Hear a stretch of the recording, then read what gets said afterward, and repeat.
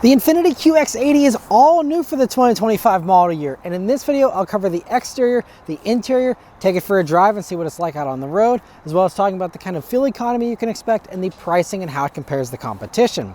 So as far as the 2025 QX80, well, it got a badly needed redo. It's been the same since 2011, and so we now finally have a new one here, and it's from the ground up all new. It's on a new wheelbase that's 0.1 inch shorter. The vehicle itself is an inch longer and about an inch taller than before, so pretty close to the same size except for the width, which is 3.4 inches wider than before. So that is the big change from a dimensional standpoint, and it's a very imposing looking thing as well. I think it's definitely fantastic looking. All these full-size SUVs look really cool, but this especially is a really nice new design language for Infiniti here. And so you have those piano key LEDs up front. There's what they call that LED strip there in the front, and of course the regular headlights there beneath it. But that bold grille that's illuminated really makes a statement, and especially here in this gray color, it's really a streamlined kind of look, very sleek and really cool looking. I think they did a great job here on the styling, especially up front. Coming down to the sides here, you have 22-inch wheels, which, believe it or not, are kind of small these days, with a lot of the newest competitors going up to even 24s. But I think the 22s are great here. You still have a decent sidewall on these wheels so that, you know, it's not super rough for the ride. You also have a new little fender vent here, and I mean, everything again is all new. The body lines are new. I really like the two-tone look you have with this one as well, with the black roof. Looks really sharp. You have the running boards built in here. You have the retractable door handles, which is a new thing here and adds to that sleek persona.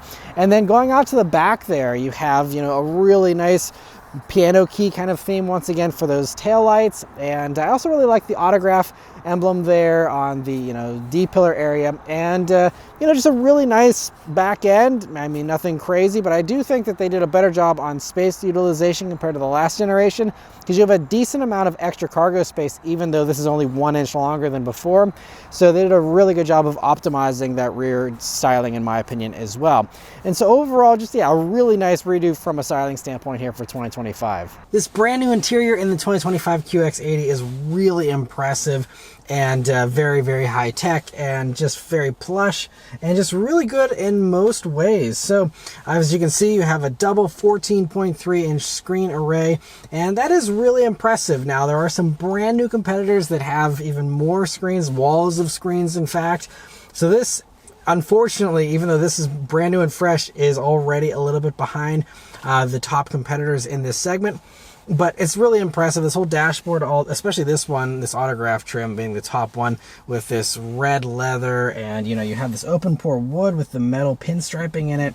Everything just feels very impressive. But anyway, first thing, sitting down in these seats. These are the most luxurious seats you can get here in these, of course, and they have massaging. They're heated and ventilated. You can also adjust even the bolstering to make them a little more snug if you'd like. But I mean, the quilting is so comfortable and soft. The cooling actually works really well too. A lot of other ventilated seats, it's kind of a, you know, hit or miss kind of thing. These actually do consistent cooling, especially on your lower back, and that's an area that a lot of other seats struggle with, in my opinion. And these ones do a very good job. It's not the most amazing seat. It doesn't get ice cold for the entire seat, but it's one of the better ones out there, and really well done seats. The only other complaint I can say is that the massage is a simpler, more basic massage. Wasn't overly impressive to me, but still is better than nothing, I suppose, and, you know, still just a nice seat nonetheless. But anyway, moving on to the steering wheel here in the QX80. It's a really impressive new wheel. It's a little bit of a thicker rim, but thankfully down at the 9 and 3 group here, it gets a little thinner, so it's easier to grab, even if you don't have massive hands. But I mean, just, you know, the embossed Infiniti logo here, the metal you have, it's thick metal, these little stripes in it, and everything about this wheel is very impressive, aside from the silly plastic paddle shifters on the back of the wheel that feel completely out of place because there's no other cheap plastic on this wheel. I mean, the stitching's beautiful. You have these little knobs here to control your adaptive cruise. But moving on to those gauges here, that's one of the 14.3 inch screens, and they're really nice. So there's not a whole lot of customization to them. There's no different themes for the gauges themselves. They don't change when you go into different drive modes or anything like that. but you know, it does all the basic customization you're familiar with in other Nissan and Infiniti products. Kind of scrolling through some of the basics in the middle there, but you know, it's a nice display, and it is kind of cool how it goes right to the edges here with just a tiny little border before you go into the other screen, and they're all kind of connected with this theme, which you can change the theme of the background to, you know, 3 different things there. But anyway, nice gauges. But coming over to that middle screen here, it is really impressive. Again, another 14.3 inch screen, and it is running the Android Automotive system as the basis here for it, but it has, you know, Infiniti's unique graphics and skinning and all that on it. And thankfully it does still have wireless Apple CarPlay, wireless Android Auto here in this, but you do have Google Maps built in natively here, so if you want to sign into all your Google accounts, you can, you know, have all your recent search history from Google Maps wherever you're using it and have it come right here to the car automatically. You know, you can also have the Google Play Store here, so you can download other apps to run natively if you'd prefer to do that instead of having it tethered to your phone. But I think for most people, just hopping in, having your phone connected is great. And even though this vehicle is a pre-production vehicle, it's been flawless all week. It's been completely fine, and yeah, I'm impressed with the reliability of the connection here, because that's something that other companies sometimes do struggle with. Otherwise, though, you know, going through all the basic, you know, radio menus, things like that are all simple, and it's actually really well laid out. Everything in this system is very easy to use, very easy to understand. It's pretty responsive to swipes. I wouldn't say it's the absolute fastest system I've ever used, but you know, still just a really impressive display here. And another interesting inclusion, you will see that there is a dash cam available, and this is the first one I've seen where not only does it do the outside view, but it can also have this interior camera to film you. You can set it up so it films automatically. It can film or, you know, record audio or not. You can have it so it records on impact or however you want to record it. Honestly, I like having dash cams, you know, in a vehicle. Having the interior one's kind of a strange inclusion, especially for a luxury vehicle. It's not like this is being used for an Uber or something. So, you know, I'm not sure why, you know, they felt the need to put an interior camera in here, but it can do interior monitoring. So I guess from a safety standpoint, if, you know, you want to have that going, you can have that kind of recording in the background there. And yeah, otherwise, you know, just a really nicely done screen here. And I also love how right beneath it you have a nice large volume knob, really easy to, you know, just reach for whether the driver or the passenger wants to use it. You know, it's within easy reach of both. And you do, of course, have volume controls here on the steering wheel. And this infotainment system is hooked up to this clipped stereo here, and I believe even regular versions of the QX80, the lower trims, get a clipped stereo. I think those get a 14 speaker 600 watt system, but this here in these top trims, it might only be for this top one, for the Autograph, you have a 24 speaker 1200 watt stereo. And the really cool party trick is having these speakers in the headrest.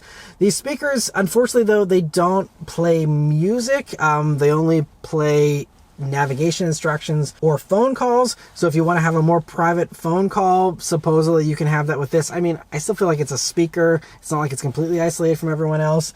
And whenever you are playing music, it will still play the music along with the phone call through the headrest. So a little bit of an odd integration. Some other competitors that have headrests, speaker headrests, they usually just will give you extra sound and a more surround kind of experience. This doesn't seem to really utilize these speakers very well, in my opinion. I'd love to see them do more. And as far as the stereo itself, it's a good stereo. You know, there's different options for surround sound, 3D surround sound, all these different things. It is very good, and this is the first application of a clipped stereo in a luxury SUV. The Ram also has it for a truck, but for an SUV, this is the only application, and it's a very high-end, you know, brand name, and it sounds pretty good. To my ears, it still isn't as good as the Macintosh stereos you have in the Wagoneers, and it still also isn't as good, in my opinion, as even the Escalade's AKG stereo. That one had like one of the most incredible surround sound experiences I've ever had in a car. I haven't experienced the Lincolns recently to compare those, but you know, there's some impressive speakers in this segment, and this one, to me, it's not probably the absolute best. I think the Escalade still holds the crown for me, but it's still a very good system. Plenty of power, obviously. Still sounds fantastic, so I'm really nitpicking here. You know, it is still, you know, like I said, a very good system. And then anyway, coming down, you have a 9-inch touchscreen here for your climate controls. And if the idea of a touchscreen for climate is something you don't enjoy, just keep in mind there's the brand new Nissan Armada based on this same new platform, and has a lot of the same features as this, but does have normal climate control knobs. And so if you're more of a traditionalist, maybe going for a loaded Armada might be, you know, the better suited thing for you. But I think this screen's really nice. It is pretty responsive, has a little bit of a haptic feedback whenever you press on it. The only little thing I will say that's an odd thing from a software standpoint is that the button for the heated steering wheel is on the passenger side of the screen. It should just be on the driver's side, closer to the driver, since that is a driver control. But aside from that minor nitpick, I mean, everything works really well here in that, and that's also where you can control your drive modes. I also love how there's an easy access camera button right here. Very easy to just quickly press and quickly find and pull up those cameras. So if you're in a tight parking space or something, you need to hurry up and bring those up, you can have that. And by the way, it's a great 360 view. You can spin it around and have, you know, this cool graphic of your vehicle and how it's positioned in your parking space and all that. I mean, a million different camera angles you can see there. It is really impressive. The only other thing about this little area is you do have piano black here. Now, it's the only part of this interior outside of the window switches. Those are the only two spots where you do have the piano black, but they are high touch point areas that are going to definitely be showing off a lot of fingerprints, dust, scratches. In this area, you also have a little bit of padding down by your knees here. I wish that was a little more plush, especially considering this thing has a 6-figure price tag. You'd think, you know, they'd put a little more padding there. You do have a nice large bin underneath the center console though, right in that area as well. Moving on to the other storage spaces, you have nice large pockets in the doors with a bottle holder. In the middle here, you have a nice wireless phone charger that is rubberized and also at a steep angle, so it should actually keep your phone in there pretty well. And you also have 2 USB-C jacks in there, and there's also 2 cup holders, and you also have the center armrest. And the only thing I will say about this is that right at the seam here, it's hard and not padded, and that happens to be right where my elbow lands with my seating position. Again, everyone's body type and seating position will be different, so your mileage will vary there. But for me, it was just like I had to deliberately like move my elbow to a somewhat unnatural position so it wasn't sitting on this seam that's hard. And at one point I even accidentally put my elbow into the button here and popped open this armrest. I'm like, why is this armrest opening up? And it's like, oh yeah, I accidentally put my elbow in that button. So not great to have a button right at your elbow point essentially. But, you know, otherwise the rest of it's nice and softly padded. But anyway, you open that up and you will see this one has a cool box here in this top trim. So that gets nice and cool with refrigerated air there to keep your drinks nice and cool or whatever you need to keep cool. And it's a deep box too. I think this is actually larger than what Lexus offers with their cool boxes. I mean, I basically can go elbow deep into this box here. It is a really deep space. Really great that that is all, you know, able to be nice and cold there. And even a little bonus space here in the top next to that button. But really well done, I think, as far as storage space up front here. Now moving on to the second row here. Interestingly, as far as space goes, it lost about 2 inches of legroom by the numbers. Now they wanted to prioritize, at least it seems, the front and the third rows instead. So front row, you actually have about 4 inches of additional legroom potentially. So taller folks that maybe didn't fit great in the old QX80, you might fit a little bit better here in this one. It just helps it to feel a little more roomy as well, even if you aren't super tall. But anyway, as far as that second row, you know, obviously it's going to come down to how much space the driver and the, you know, front passenger need, as well as if you need to worry about the third row having enough space or not. But anyway, the second row is still really comfortable. And here in the autograph trim, you have these captain's chairs, and the captain's chairs actually, I believe, come standard in all trims, but you can option in a regular bench in many of the trims if you would like. But here for the autograph, you have the mandatory captain's chairs because you have that really cool center console in the middle with its own touchscreen, and that can control not only the heating but also the ventilated seats you have there for the second row and their massage. And I believe there might be a few of these new competitors for 2025 that have massaging second rows as well. But as of 2024, currently, I believe the only one that does that as well is the Lexus LX 600. And that's only in the ultra luxury trim, which is like $134,000. So it's actually pretty nice that you have massaging seats here in the second row for this. It's a very high-end feature. Otherwise, though, you know, they have their own cup holders there. They have big storage bin in there as well. There's also their climate controls up front here. And one cool touch, might be a gimmick, might not, but it has biometric sensing. They can sense the second row's temperature and intelligently adjust accordingly based on their body temp for whatever, you know, climate control they're supposed to have back there. I'm not sure how to turn that on or turn it off. I never saw any settings for that. It's just something that it supposedly does and sounds cool, and you know, I'll give it to them, whatever. But you know, nice to have the regular controls there as well as USB-C jacks back there. There's also pockets in those doors as well. Then moving on to the third row here. Getting into the third row is a slow process. Some of the others I think have a faster mechanism, either a manual mechanism or a power operated thing that just works a little faster. This one, you press the button, you have to wait a few seconds for it to even register the button press and start to move, and then it moves, decently quick, but it's a kind of a cumbersome, slow process, not as elegant as some of the best 3-row SUVs out there in the way they do it.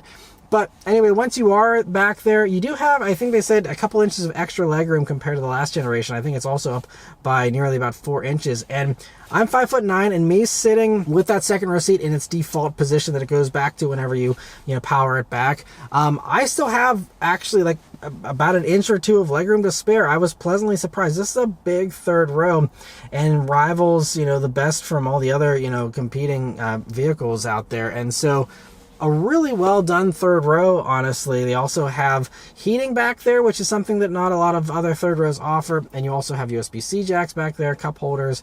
And the only thing I'll say is headroom is a little bit tight. I think maybe some of the competitors have a slight bit more rear headroom for that third row. So I'd say if you are, 6 feet or taller, it's probably not going to be comfortable back there still. But, for smaller adults and kids, of course, it's going to be great. And so a really well done third row. And we also have some nice improvements to the cargo space back there. So as far as the cargo room goes, with the third row in place, you have 22 cubic feet of space now. It's not a massive amount of space still, but considering the last generation had like, I think 16.6 cubic feet, they said, this is a nice improvement. And you will see beneath the floor there's a tiny little bit of space for something, but you do have power operated controls there for second and third row operation. You also have a power outlet back there as well. And so, obviously, it's not going to be enough to fit 3 rows worth of stuff in. And that is the one area where this does fall short of, especially the Lincoln, the Cadillac, and the Jeep Grand Wagoneer, which all have their long versions to actually have enough storage space for 3 rows of people. I'd love to see Infiniti add that someday if they could, but aside from that, I think, again, it's a really competitive amount of cargo space compared to most of the others out there. But let's start up and go for a drive. The Infiniti has their new Infiniti key. It's our first time seeing it here. And has a little bit of metal here on the sides. On the back, it just says Infiniti. But this whole key is like plastic. And there's a lot of even lower brands like Mazda, for example, that has a higher quality feeling key than this. I'm a little underwhelmed, especially for a brand new generation key. We've had the old one for, a couple of decades, and we finally have a new key, and it's plastic and kind of cheap feeling. I don't know, just a little underwhelming there, especially for a high-end Infiniti like this one being over 100 grand. But anyway, it is, of course, keyless access, keyless entry, and push button start. So you just leave the key in your pocket, hit the engine start button, and it starts right up. All right, so setting off here in the 2025 QX80. So the first thing you notice about this vehicle, well, of course, it is gigantic. It's really huge. And again, because of the extra width, even if you're coming out of the old QX80, it's going to feel a little bigger. And very high seating position, very commanding view of the road, which is, good. You have a pretty good view out. Now, I will say, as far as visibility goes, you do have a pretty thick A-pillar here, and even the mirror is still on the door here. So a little bit of a chunky A-pillar, but thankfully you're sitting up high enough that it hasn't been too big of an issue, but I am, kind of peering around it a little bit more than, some of the others I'd say that this competes with. But most of the other stuff also is kind of these chunky truck kind of vibes, so you have that same kind of an issue. One great thing though here for 2025 is you have a camera rearview mirror available for the first time. So you have that here on this, and of course that gives you an unobstructed view rearward. If you do happen to have a lot of people or stuff loaded up in the back, you can always see out really well here with a camera mirror. It's great, we have that now. Now without that, you still have a great view out of the back still. And then otherwise though, the one thing that I noticed pretty early on here in the QX80 is that the ride isn't as smooth as I was hoping it would be. Now we do have an adaptive suspension, it's adaptive dampers, we have an air suspension as well, so air springs, and those can also raise and lower the vehicle. It can lower almost 3 inches to help with getting in and out, and raise itself up about 2.4 inches. There isn't any kind of off-road mode or anything, but you can raise it up to give you a little bit more capability if you would like. And if you are someone who wants a Nissan-derived product on this body-on-frame chassis that has better off-road capability, there is going to be an Armada Pro 4X. Again, same basic vehicle underneath, and has that extra off-road capability if that is something that you're after.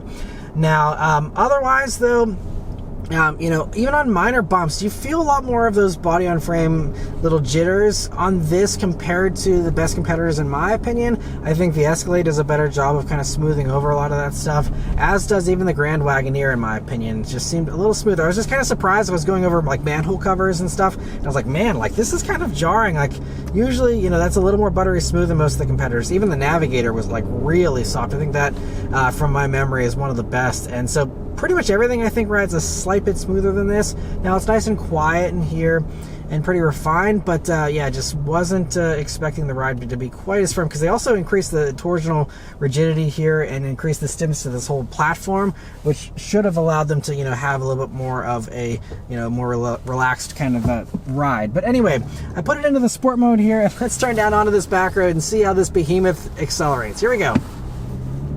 Delay, delay, delay. There we go. Wow, that was a really crazy delay, bordering on like safety issue delay as far as like how slow.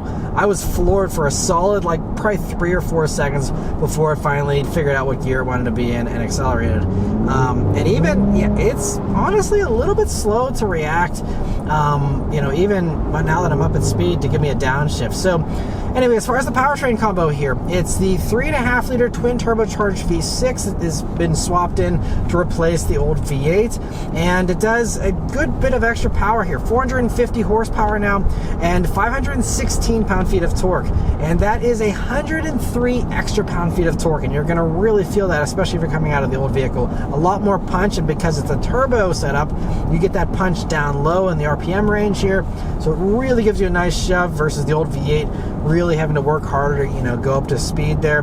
And you know, I mean, even the horsepower is up 50 horsepower compared to the old V8, so really a nice amount of punch.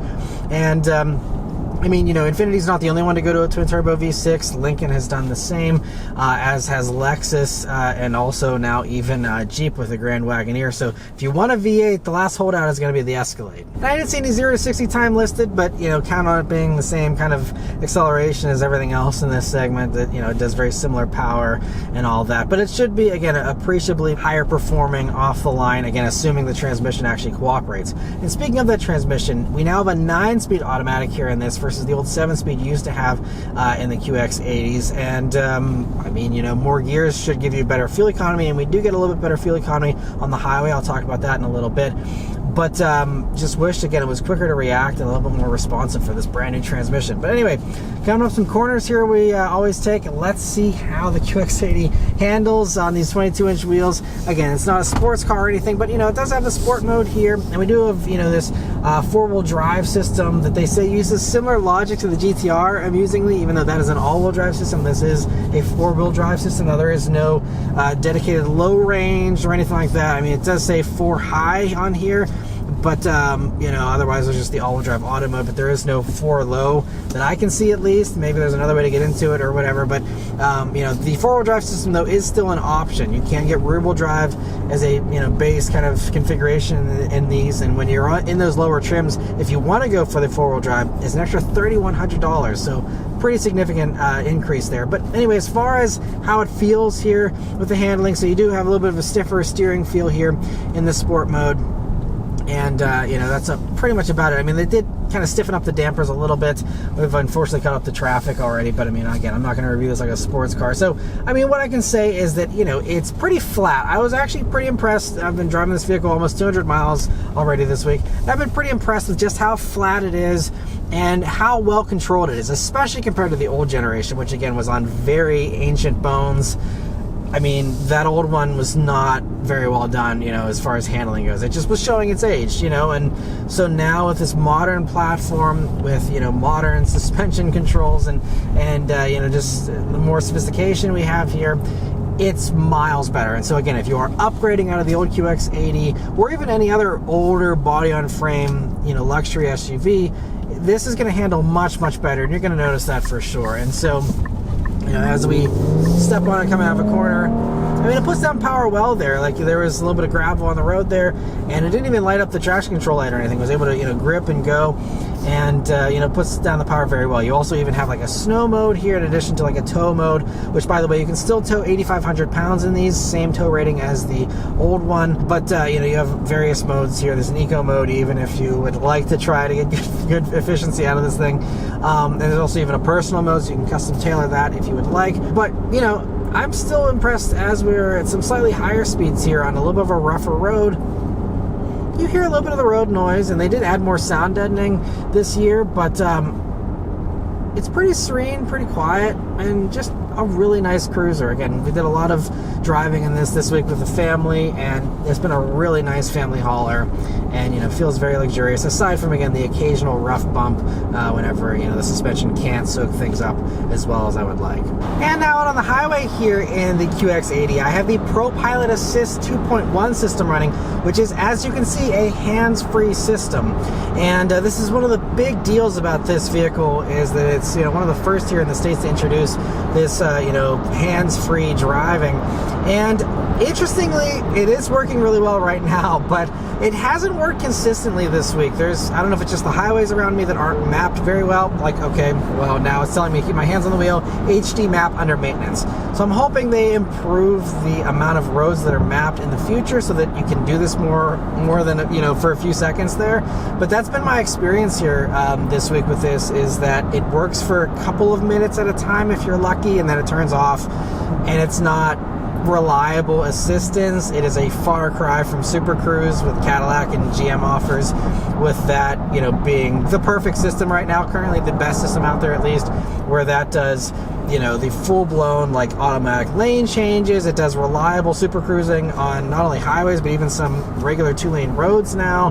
GM is definitely ahead of everybody as far as the hands-free stuff. Now, even with the hands-on assist here, it is, you know, doing confidence steering as we're going around this gentle corner here, and it does give you, you know, still some very, very good assistance, and I'm not really having to do much here, aside from just hang onto the wheel and make sure that it's not, you know, doing anything wrong. But, you know, it's a pretty good system. Now, whenever you do have just the regular hands-on assist on here, it's, you know, pretty reliable. There was 1 or 2 times, though, where it did let me go over the road line, so it wasn't 100% reliable, which is actually a new thing. Usually, ProPilot Assist has been pretty spot on with the reliability in my past experiences, but this week it's been a little iffy, and so that combined with, you know, the hands-free part, you know, not being reliable, you know, the system is just definitely not as good. I would say it's probably even, you know, beneath Blue Cruise. I think Ford and Lincoln do a better job. So if you want the best hands-free experience, I think, you know, definitely Cadillac's top pick. Navigator's the next one up. And I think even the Wagoneer's slowly starting to offer that as well. Yeah, I mean, it's a nice idea. I'm glad that they are working towards doing this. It's just, unfortunately, at least in my experience around here, not very well done, or at least not able to be used very often, and maybe it's just a mapping thing that, you know, will come later. It's also worth noting this is a pre-production vehicle I'm in currently, so this could be a pre-production thing too. Maybe production versions will have more you know, roads available, or just a better ability to hang on and keep on, you know, doing the driving for me here. You know, so I don't know, but it's otherwise, you know, really good as far as all the safety tech goes. Everything else is standard, you know, blind spot monitoring, rear cross traffic alert, automatic emergency braking, you know, all those things are all standard here. It's just that ProPilot Assist 2.1 that is, see, like now, like I was kind of giving a little bit of steering input because it wasn't really doing enough for me. But now it seems like it's back on track here. But anyway, it does have all that stuff as standard, which is great. You have everything as standard. But the ProPilot 2.1 is something that you have to pay. I think it only comes on these higher trims. You don't get it on the lower trims automatically. But I think it is an extra cost option you can pay for on those lower trims if you would like to have that. The one other little critique I will say is that, like, whenever the lane departure alert or the lane keep assist does go off, it buzzes the steering wheel, but it does it in a very like cheap, buzzy kind of way versus like the higher quality haptic kind of vibrations you get from Cadillac, for example, which just are a little more subtle. This just has this like loud, like mechanical, like bzzz, like that's going on. It's like someone turned on like a razor or something while you're you know, holding the steering wheel. It's just kind of an odd kind of just cheap feeling, you know, for that component in particular. But otherwise, on the highway, it's a really nice highway cruiser. As you could tell, it was pretty quiet and very smooth and serene. And, hopefully, again, with over-the-air updates, which this is able to do, by the way, hopefully that will allow this, a hands-free function to actually work a little bit better and a little bit more reliably. Fuel economy here in the QX80 is rated at 15 mpg in the city, 19 on the highway, and 16 combined. And that is, you can also get a 1 mpg better if you go for rear-wheel drive, by the way. And that is, though, even for the four-wheel drive versions here, a 2 mpg improvement in most metrics compared to the prior generation, again, with that old V8. And so, 2 mpg isn't nothing whenever we're talking about these, gas guzzlers here that are giant vehicles that no matter what is powering them are not going to be very efficient. And I actually have to say that in my driving here, I'll go over to my trip information here and pull up the fuel economy. I've been getting some really impressive fuel economy here. So over 204 miles, which I will say was probably about a 50-50 split. I did do a lot of highway driving this week, but I'd say it was pretty evenly matched, with, an equal amount of around town suburban kind of driving. But I'm averaging 18.4 mpg. I'm way over what I was expecting. I was thinking, okay, combined 16, I'll probably get 16, maybe 15. In the beginning, almost the highway rating, when it was not a strict highway drive at all, is really impressive. And so this actually could overperform its estimates. And especially compared to like the Escalade with its old, V8, this is going to be a nice little improvement in fuel economy. Again, nothing huge, but I often get, even in like the smaller mid-sized 3-row V6 powered SUVs, I'm getting like 18.5 mpg. So that's why I'm kind of shocked that this giant 6,000 pound, rolling house essentially is getting, the same kind of fuel economy. Is really impressive, actually. So, this motor, they clearly, it makes sense, because even if the EPA doesn't give it gigantic improvements, with their ratings, in the real world here, to be getting 18 mpg in something this big, again, I can't get over how good the fuel economy is, honestly. But anyway, the last thing to mention here, though, is the pricing and how it compares to the competition. So pricing is also another area where they did very well. Now, when pricing first came out for these, I was kind of skeptical, because it's now crossed over the 6-figure mark by a good bit, and I was just like, well, why wouldn't you just buy a Escalade or a Navigator or even a Grand Wagoneer for that matter for the same money? But then we've been seeing pricing coming out for these revised 2025 versions of all the competition, and now the Infiniti has regained its spot as the value choice in this segment if you are trying to save a few bucks, because these start around $84,500. This one, as tested, again being fully loaded, is $112,590. And yes, an Infiniti that is well over $100,000 takes some adjusting to. But as far as even the base models goes, again, that 84.5 is basically unbeaten. An Escalade, a base Escalade, I think is about 87, so that's the closest, actually, surprisingly, as far as base vehicles goes, because Navigator, we don't have official pricing for that one as of the time of me filming this, at least, but the talk is that's going to be between $98,000 and $100,000 to start for a Navigator. Also, Grand Wagoneer starts, I think, around $92,000 for Grand Wagoneer. Even Lexus LX starts in like the low 90s. So this is, one, it's starting off at a lower price point, but then also when you go up to the top trims, that's where the gap really widens with most of the other competitors. Now, I will say the closest competitor to this is the Grand Wagoneer. A loaded version of one of those comes in around $114,000, so really close. The difference between $112.5 and $114 is nothing, especially whenever you're spending this kind of money. So that is just one that is, worth considering, because that does give you a little bit more horsepower. That, again, gives you the better stereo in the Grand Wagoneer, in my opinion. But you do get smaller screens, and the tech, at least whenever I tried it out a couple of years ago, was pretty buggy. I hope that they've improved it over the past couple of years here.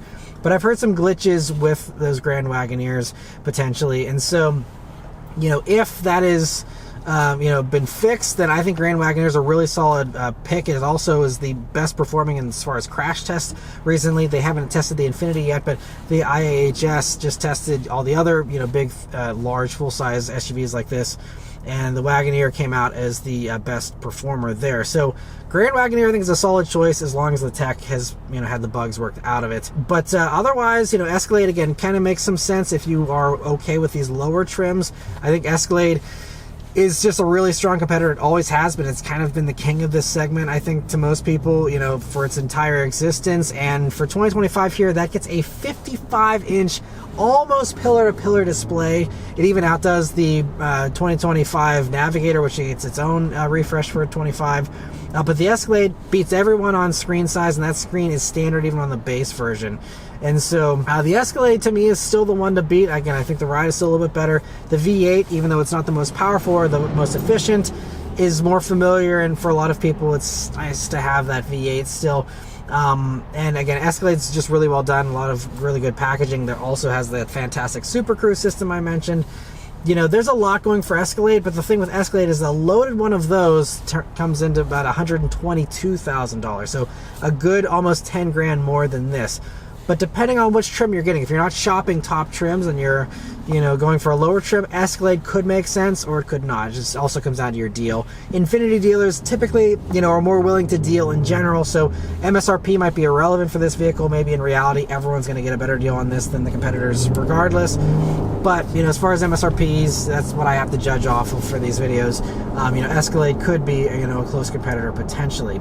But otherwise, like I said, Navigator starting, you know, at almost 100 grand is going to make that a tough sell. I mean, even if the top trims come in close to this, I mean, the thing about the Navigator is, you know, it just falls short of the Escalade, so that's why I would just say go for Escalade. But Navigator does have a nice, like, 48-inch screen. It's a, you know, another wide display like the Escalade, just a little bit smaller. A lot of really good features in the new Navigator as well. I'm hoping to test one of those down the road, so definitely subscribe if you're curious for that. But, you know, again, just a lot more expensive than this. And the last, you know, kind of left field competitor is the Lexus LX600. That, you know, if you want the Japanese kind of engineering, build quality, all that, you know, you can go for an LX. Those also do a twin turbo V6, but the space utilization is just not nearly as good. You feel a lot more cramped. I wouldn't say cramped maybe, but you just feel like you have less space in the LX for sure compared to this.